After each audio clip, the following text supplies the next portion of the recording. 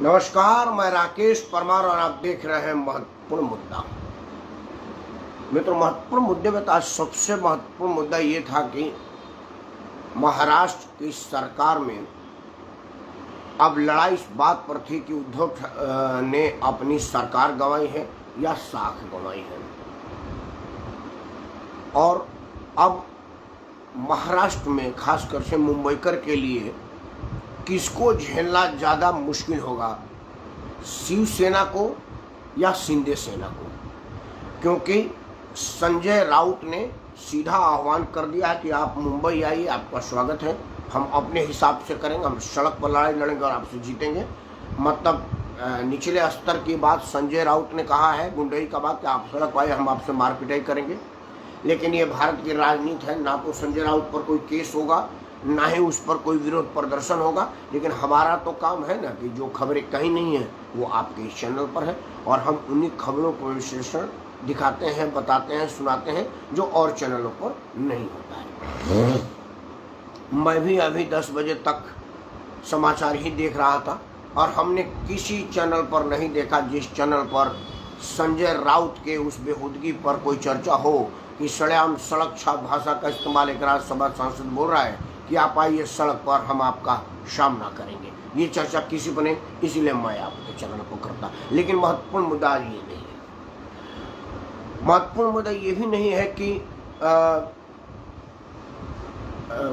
बाला साहब ठाकरे के बेटे से क्या क्या गलती हुई। मित्रों, सामाजिक कार्यकर्ता होने के नाते देश विदेश में घूमते रहते हैं। जब से उद्धव ठाकरे की सरकार बनी है, मैं तब के बाद भी महाराष्ट्र में कई दौरा किया हूँ, और उसके पहले भी किया था। जब मैं पहले मुंबई वगैरह में जाता था तो एक चीज़ देखता था कि जगह जगह शिवसेना का कार्यालय होता था, भगवा रंग में रंगा हुआ, भगवा हिंदू ध्वज, और शेर का रंग भगवा होता था।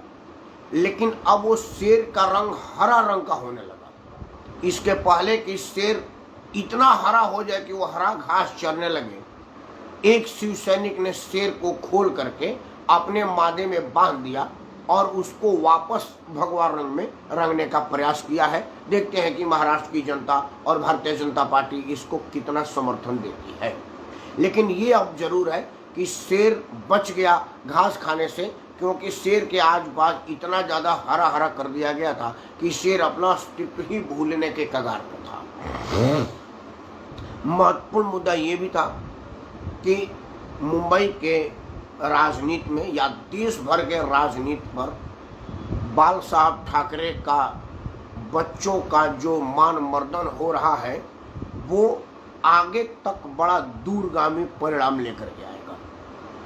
मित्रों, लोकतंत्र का असली विजय है कि जनता के बीच का आदमी कोई जनता का नुमाइंदगी करे और देश का प्रतिनिधित्व करे, प्रदेश का प्रतिनिधित्व करे। लेकिन होता क्या था कि जाति आधार पर, धर्म के आधार पर और अलग अलग आधारों पर लोग आते थे चुन करके, और फिर वो अपना सत्ता चलाने लगते थे ऐसे जैसे वो कोई राजा महाराजा के परिवार के हों।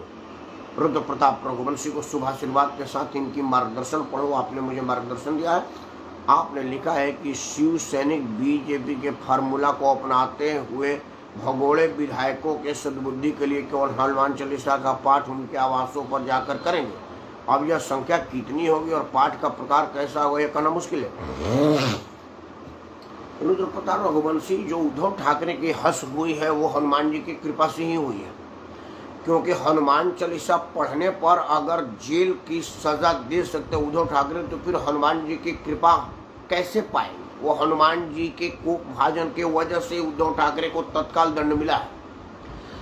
उद्धव ठाकरे ने जो 4-5 गलती किया है, हिंदू हृदय सम्राट के तगमाधारी पिता के पुत्र होने के बाद भी पाल घर में निहत्थे साधु संतों की निर्मम भीड़ के साथ हत्या कर देने के बाद भी आप चुप्पी साधे रहे हैं। त्रिपुरा में एक विवाद होता है और महाराष्ट्र जलने लगता है और आप मौन स्वीकृति देते हैं, वगैरह वगैरह, बहुत लंबी फेरिस्त। आज बाल ठाकरे पर नहीं, क्योंकि वो पूरा देश बराज मामला में दूसरा लिया हुआ, तो रेफरेंस के लिए कह दिया है। एक बात और कह के असली मुद्दे पर आता हूँ। आज मामला राष्ट्रपति चुनाव पर है, इसलिए राष्ट्रपति चुनाव पर चर्चा करेंगे। अगर जिस तरह से उद्धव ठाकरे का मान मर्दन हुआ है और एक असली जनता का जुड़ा हुआ आदमी अब नुमाइंदगी करेगा, हाँ मीना व्यास पटेल जी को नमस्कार, उसी तरह का उम्मीद मैं उत्तर प्रदेश, बिहार, महाराष्ट्र, पश्चिम बंगाल, दक्षिण के तमिलनाडु, आंध्र प्रदेश, तेलंगाना जैसे राज्यों से भी मैं चाहता हूँ। उत्तर प्रदेश में मैं ये मानने को तैयार नहीं हूँ कि अखिलेश यादव से ज़्यादा समझदार समाजवादी पार्टी में कोई नहीं। बिहार में ये मैं मानने को तैयार नहीं हूँ कि लालू प्रसाद के 7वें में 7 बार फेल बेटे से ज़्यादा योग्य कोई नहीं। उसी के पार्टी में मनोज झा प्रोफेसर हैं दिल्ली यूनिवर्सिटी जैसे प्रतिष्ठित विश्वविद्यालय के, और उसके पीछे पीछे चाकर की तरह से घूमते रहते हैं। इन सब चीज़ों को देख करके मैं उम्मीद करता हूं कि जिस तरह से बाल साहब ठाकरे का बच्चों का मान मर्दन हुआ और वहां पर जमीन जुड़ा आदमी आएगा, उसी तरह की परिवर्तन उत्तर प्रदेश, बिहार, पश्चिम बंगाल, तमिलनाडु, तेलंगाना और राज्यों से हो। इस बात की उम्मीद के साथ इस बात को यही विश्राम देते हैं। मुद्दा असली आज राष्ट्रपति चुनाव पर है, क्योंकि मैं आपसे कहता हूं कि हमारे समाचार चैनलों पर उसी विषयों पर विश्लेषण होता है जो और समाचार चैनलों पर नहीं होता है, और ये जो मैं बात कहने जा रहा हूं वो किसी समाचार चैनल पर नहीं होता। सबसे तो पहले आज मुझे बहुत हर्षोल्लास जैसा वातावरण रहा जब भारत के सर्वोच्च सीट प्रथम नागरिक के स्थान पर पहुंचने के लिए एक जनजातीय महिला ने अपनी दावेदारी पेश की, अपनी उम्मीदवारी की घोषणा की और अपना नामांकन किया। लोकतंत्र में दुनिया में अब इससे ज्यादा प्रतिष्ठा का विषय भारत के लोकतंत्र के लिए कुछ नहीं हो सकता कि एक ऐसी महिला भारत के राष्ट्रपति भवन में जा करके बैठेंगी और 5 साल तक उनका हुकूमत पूरे भारतवर्ष पर चलेगा, और दुनिया भर के लोकतंत्र को मानने वाले, लोकतंत्र को जानने वाले लेकिन लोकतंत्र ना अपना वाले लोग देख देख करके इतराएंगे कि भारत महान, वाकई में महान है, जहां एक जनजातीय महिला जिसको खुले में शौच जाने की मजबूरी नहीं, जरूरी था कि उनको खुले में ही शौच जाना है, वो जिस भोजन को ग्रहण करते थे वो भोजन आम लोग ग्रहण, गरीब से गरीब आदमी नहीं करता है। जो जिस वातावरण में वो रहते हैं लोग, वहाँ के लोगों का दशा दुर्दशा पर कोई चर्चा नहीं की जा सकती। उस वातावरण की एक महिला भारत के राष्ट्रपति के चुनाव में अब करीब करीब जीत जाएंगी, क्योंकि राष्ट्रपति का चुनाव तो गिनती का चुनाव होता है और गणित मुर्मू जी के पक्ष में है। लेकिन एक तरफ मैं मुर्मू जी के राष्ट्रपति चुनाव में खड़ा होने, उम्मीदवारी करने और अब करीब करीब जीत जाने जैसे माहौल पर खुशी व्यक्त कर रहा हूँ, उसी पर मुझे अत्यंत घोर आपत्ति है, तकलीफ है और मैं परेशान हूँ जो मुर्मू जी के लिए प्रचारित किया जा रहा है। मित्रों, मुर्मू जी के बाद प्रचारित करने के बाद के परे मैं 2-3 उदाहरण आपको दे रहा हूँ। मित्रों, आपको याद होगा कि के.आर. नारायणन साहब चुनाव लड़ रहे थे और विपक्ष के उम्मीदवार में टी.एन. शेषन चुनाव मैदान में थे।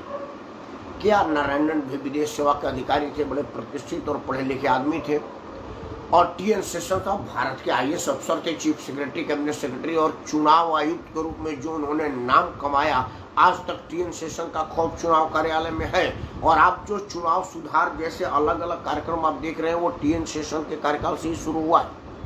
तो के.आर. नारायणन और टी.एन. शेषन में कोई बहुत मुकाबला कड़ा का हो ऐसा नहीं लगता, लेकिन योग्यता दोनों की बराबर थी। एक विदेश में कार्यरत थे तो दूसरा भारतीय प्रशासनिक सेवा का अधिकारी थे। रुद्र प्रताप ने लिखा कि आपकी विशेषता बता रहे हैं कि भारत की बुराई कर रहे हैं।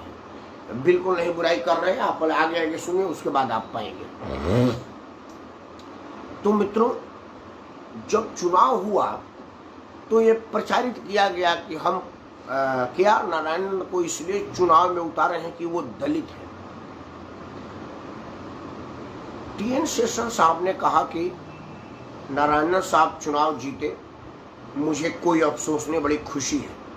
लेकिन विजय के बाद अगर ये प्रचारित किया जाता है कि एक शिक्षाविद, विदेश सेवा के अधिकारी और विदेशों में, विदेशी दूतावास में भारत का सेवा करने वाले महान राजनीतिज्ञ जो उपराष्ट्रपति के रूप में पूरे 5 साल तक कार्यकाल दिया है और निर्विवाद रूप से अपना काम किया है, उस आदमी को राष्ट्रपति बनाया गया है, तो मुझे बड़ी खुशी होती और प्रसन्नता होती। लेकिन इस बात पर कि मैंने एक दलित को चुनाव जितवाया है और ब्राह्मणवादिता को हरवाया है, मुझे इस बात का अफसोस है, क्योंकि प्रतिभा जाति की मुहताज कब हो। भारत के हाईएस्ट सिविल अथॉरिटी राष्ट्रपति जैसे सीट पर आप प्रतिभा के जगह, व्यक्तित्व के जगह, व्यक्ति के जगह जाति को प्राथमिकता दे रहे हैं, तो ये लोकतंत्र की खूबसूरती है या बदसूरती है, ये चर्चा का विषय जरूर होना चाहिए। आते हैं उसके बाद एक एपिसोड हुआ, वो एपिसोड तो बहुत दूर का नहीं है, आप लोगों को पता ही होगा। पता था जब पिछला चुनाव हुआ जिसमें हमारे रामनाथ कोविंद साहब अभी जो राष्ट्रपति हैं, जिनका कार्यकाल अब थोड़े दिन में समाप्त होने वाला है, जब रामनाथ कोविंद को उम्मीदवार बनाया गया एनडीए की तरफ से, तो इनके मुकाबले में कांग्रेस ने मीरा कुमार जी को उम्मीदवार बनाया। कांग्रेस ने मीरा कुमार को उम्मीदवार बनाने के बाद जो प्रेस कॉन्फ्रेंस किया, उसमें उनको क्या क्या कहना चाहिए था, जो नहीं कहा वो मैं कह रहा हूँ। कांग्रेस को कहना चाहिए था कि भारत के राष्ट्रपति के उम्मीदवार के रूप में हमने एक ऐसे योग्य महिला को उम्मीदवार बनाया है जो भारत के पूर्व उप प्रधानमंत्री की बेटी है, जो भारत की पूर्व विदेश सेवा के अधिकारी है, इंडियन फॉरेन सर्विस में कार्यरत रही है और कई देशों में दूतावास में भारत का प्रतिनिधित्व की है। हमने एक ऐसे महिला को उम्मीदवार बनाया है जो भारत के कैबिनेट मंत्रालय में कैबिनेट मंत्री के रूप में काम की है, भारत के लोकतंत्र के सबसे बड़े मंदिर लोक संसद का सदस्य रही है और प्रशासनिक अधिकारी से लेकर के राजनयिक काम का अनुभव रखने वाली एक महान ज्ञाता को, ज्ञानी को और हर चीज की बारीकी से समझने वाले सॉफ्ट स्पोकन महिला को हमने चुनाव मैदान में उतारा है। इसकी विशेषता एक और है कि दिल्ली की जो सबसे टॉप महंगा इलाका है, जहाँ हम जैसा आदमी खड़ा होने की भी हैसियत नहीं रखता, जिसको महारानी बाग के नाम से जाना जाता है, महारानी बाग के आलीशान बंगलों में रहने वाली मीरा कुमार को हमने राष्ट्रपति के रूप में चुनाव मैदान में उतारा है। अगर ये राष्ट्रपति भवन में जाएंगी तो इनके लिए बहुत ज़्यादा आश्चर्य नहीं होगा, क्योंकि अभी वो जिस बंगले में रहती है उसका लंबाई चौड़ाई बेशक राष्ट्रपति भवन के बराबर ना हो, लेकिन उसके जो सुख सुविधा है वो राष्ट्रपति भवन के बराबर का ही है। इतनी संपन्न समृद्ध वातावरण में मीरा कुमार रहती हैं। लेकिन इसके जगह कांग्रेस ने यह प्रचारित किया कि हमने एक दलित बेटी को, दलित महिला को राष्ट्रपति का उम्मीदवार बनाया। कितनी बड़ा विडंबना है कि एक महिला जो उप प्रधानमंत्री की बेटी है, स्वयं विदेश सेवा की अधिकारी है, कैबिनेट मंत्री रहे, कई बार संसद सदस्य रह चुकी है, दिल्ली के सबसे आलीशान बंगले में रहती है, वो तभी भी दलित ही है। मतलब दलित कोई जात नहीं रही है, अब एक दलित लाइलाज बीमारी है जिसकी भारतीय राजनीति में इलाज संभव ही नहीं है, मुमकिन नहीं है। मतलब अब भारत जैसे 135-140 करोड़ जनसंख्या वाले राष्ट्र को, जिसमें 4 ऋतुएं हैं, अनेकों नदियां हैं, कई तरह का मौसम भारत के अंदर ही है। मतलब हम ऐसे महान भूखंड पर आते हैं भारतवर्ष में, जहां भारत के एक छोर पर -डिग्री टेम्परेचर है तो दूसरे छोर पर 52 डिग्री टेम्परेचर है, वो भी भारत का ही अंग है। हम ऐसे भूखंड पर आते हैं जहां पर बारिश झमाझम पड़ रही है तो दूसरे जगह सूखा अपरंपार है। हम भारत के ऐसे भूखंड पर आते हैं जहां 12 महीना गर्मी नहीं पड़ती, एक चादर ओढ़ के काम चला सकते हैं। लेकिन भारत का एक भूखंड ऐसा है जहां आपको सर्दी में अत्यंत सर्दी, गर्मी में अत्यंत गर्मी और बरसात में अत्यंत बरसात का सामना करना पड़ेगा, वो भी भारत का एक भूखंड है। इतने बड़े सांस्कृतिक, भौगोलिक और आर्थिक रूप से समृद्ध राष्ट्र के राष्ट्राध्यक्ष के रूप में हम जिसको चुनने जा रहे हैं, उसकी योग्यता ये है कि वो दलित है, वो मुस्लिम है, वो पिछड़ा है, वो आदिवासी है, वो ये है। ये सुनने के बाद मैं समझ रहा हूँ कि हमारे लोकतंत्र के प्रहरियों को इन सब विषयों पर विचार करना पड़ेगा कि हम अपने देश को कैसा भविष्य दे रहे हैं, देशवासियों को कैसी मानसिकता दे रहे हैं, हम देशवासियों के सामने कैसी तस्वीर रख रहे हैं कि हमारा भारतीय विदेश सेवा का अधिकारी, कैबिनेट मंत्री, प्रधानमंत्री का बेटी भी अभी तक दलित ही है। आईएएस की तैयारी करके कोचिंग चलाने वाला और दिल्ली में ठीक ठाक वकालत करने वाला रामनाथ कोविंद अभी तक दलित ही है। दुनिया को रॉकेट साइंस से गौरवान्वित महसूस कराने वाला भारत के विज्ञान क्षेत्र का महानतम वैज्ञानिक, जिसने विज्ञान की खोज और देश की सेवा में अपना विवाह तक नहीं किया, ऐसे महानतम अब्दुल कलाम आजाद में हम मुसलमान ढूंढते हैं। ये सोचने, ये जानने, इस विषय पर विचार करने की आवश्यकता होगी, क्योंकि जब तक इन पहलुओं पर खुल करके चर्चा नया और नव धनाढ्य वर्ग, नव योग्य वर्ग, नव कैपेबल वर्ग से जब तक नहीं आएगा, तब तक नेताओं को ये बात समझ में नहीं आएगी। और परिवर्तन हो रहा है मित्रों, परिवर्तन इतना हो रहा है युवाओं के द्वारा।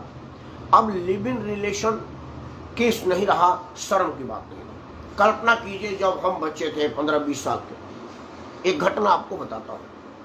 15-20 साल के लोग थे, अगर हम किसी गली में 2 बार निकल जाते थे तो चाचा, ताऊ, बाबा, भैया पूछते, जरा भाई कहाँ जाते रहे, बड़ा गोलिया में घूमा रहे, कौन बात बता। उसके बाद कोई जरूरी भी काम होता था, आदमी उधर नहीं जाता था, चाचा पूछने लगते हैं। उसी वातावरण में अब चर्चा हो रहा है कि लोग लिविंग रिलेशनशिप में रह रहे। परिवर्तन आया है नए वर्ग में।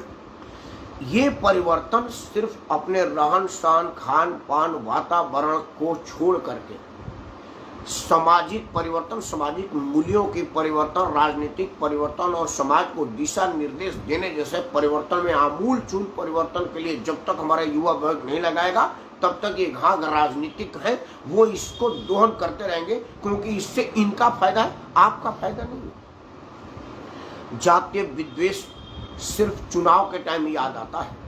मित्रों, मुझे याद नहीं आ रहा है कि आप कभी मेट्रो में चलते होंगे तो टिकट कटाने वाले को बोलते होंगे कि भाई सुन, मंडी हाउस का टिकट दे। ये तो कभी नहीं पूछते कि कौन से जात के हो भाई, तेरे से मंडी हाउस का टिकट लेना है। जब आप मेट्रो में बैठने के लिए ऑटो पकड़ते हैं तो जात नहीं पूछते, दाम पूछते हैं कि भाई बदरपुर मेट्रो स्टेशन का कितना लेगा। सब्जी खरीदने वाले ये नहीं पूछते कि तेरी जात क्या है, ये पूछते हैं भाई बैगन कितने का दे, वो बोला 14 रुपये किलो, वहाँ तो 12 रुपये का दे रहा था। ये नहीं कहोगे कि वहाँ पंडित दे रहा था, यहाँ बनिया तुरहा दे रहा है। कहीं पर जातीय नहीं है, जात सिर्फ चुनाव, इलेक्शन और राजनीति में है, वो भी सिर्फ चुनावी वातावरण में। चुनाव हो जाने के बाद कहीं कोई जात नहीं। चुनाव हो जाने के बाद लालू प्रसाद का बेटा अहिर अहिर चिल्लाता है, यादव एमआई कन्वेंशन करता है और क्रिश्चियन से जाके शादी करता है, क्योंकि वहां उसको जात नहीं है। लेकिन चुनाव में कहता है कि बिना जातिगत आधार पर जनगणना किए देश का कल्याण नहीं हो सकता। ये विषय पर कोई चर्चा किया हो तो मेरे को बताइए, क्या ये चर्चा का विषय नहीं कि जो लालू प्रसाद और उनका बेटा जातीय आधारित जनगणना पर जोर दे रहा है, कैबिनेट का प्रस्ताव पास कर रहा है, केंद्र पर दबाव बना रहा है। जब उसकी बीवी लाने की जरूरत पड़ी तो वो जाति नहीं खोजा, वो बोला क्रिश्चियन होगी तभी चलेगा, दारू पीने वाली साथ की पार्टनर होनी चाहिए, जात से क्या मतलब है। उसमें उसको यादव परिवार का कोई सुशील कन्या लड़की, सुजोग लड़की नहीं मिली। वोट यादव का चाहिए, वोट मुसलमान का चाहिए और बीवी उसको क्रिश्चियन का चाहिए हरियाणा से। इन सब विषयों पर जब तक खुल करके चर्चा नहीं होगी, मैं नहीं समझ रहा हूं कि हमारा राष्ट्र आगे बढ़ेगा। मित्रों, मैं पुनः एक बार आपको कहता हूं कि आदरणीय द्रौपदी मुर्मू जी का राष्ट्रपति पद के लिए नामांकन ही दुनिया भर में भारत के लोकतंत्र को जिस मुकाम पर पहुंचाएगा, युगों युगों तक लोग कल्पना करेंगे, तब भी उस मुकाम तक नहीं जाएंगे जिस मुकाम तक हमारा लोकतंत्र इसके पहले भी कई बार पहुंच चुका है। इसके पहले भी क्या नारायण साहब के पास पहुंचा है, अब्दुल कलाम साहब के ज़माने में मतलब राजेंद्र प्रसाद से लेकर के रामनाथ कोविंद के ज़माने तक हमने अपने लोकतंत्र को रोज रोज नित्य नई ऊंचाई दी है। लेकिन ऊंचाई देने के लिए जो हम बम्बू लगाते हैं वो बड़ा सड़ा, बदबूदार और घिनौना है। हमें उस बम्बू को बदलने की जरूरत है। आदरणीय द्रौपदी मुर्मू जी की इस बात की तारीफ होनी चाहिए कि वो एक ऐसी महिला है जिनको खुले में शौच करने की ना मजबूरी थी ना जरूरी थी, उनका आदत था। क्योंकि उन लोगों को पता नहीं था कि शौचालय भी होता है, शौचालय होता है और सरकार बनाती है। 2014 से पहले तो कर किसी को पता नहीं था, भारत के कानून में ही नहीं था, लोगों के जीवन में नहीं था, वो एक अलग मुद्दा है। लेकिन अगर बनाते भी हैं तो ये वो लोग नहीं थे, ये वो लोग नहीं थे जिनको विद्यालय का पता होता कि कोई विद्यालय होता है। वो ये लोग नहीं थे जो कहते क्या चावल और पका के भी खाते हैं, अच्छा हम तो समझ रहे कि शिकार करके खाते हैं, वगैरह वगैरह वगैरह। और ऐसी कठिन वातावरण में रहने वाली एक महिला जो कि पढ़ी और अब पढ़ाई, उन्होंने स्वयं पढ़ा और उन लोगों को पढ़ाया और पढ़ा करके इस मुकाम पर पहुंची। पार्षद जैसी छोटा जनप्रतिनिधि का चुनाव जिला अध्यक्ष से लेकर के अब राष्ट्र अध्यक्ष तक की पहुंचने में तारीफ होनी चाहिए। लेकिन अफसोस की बात है कि उनके उम्मीदवारी करने वाले लोग कहते हैं कि नाले पर दहला मारा है, किसी के पास इसका काट नहीं है। नरेंद्र मोदी ने एक आदिवासी संथाल को राष्ट्रपति बना के सबको चित कर दिया। क्यों चित कर दिया भाई?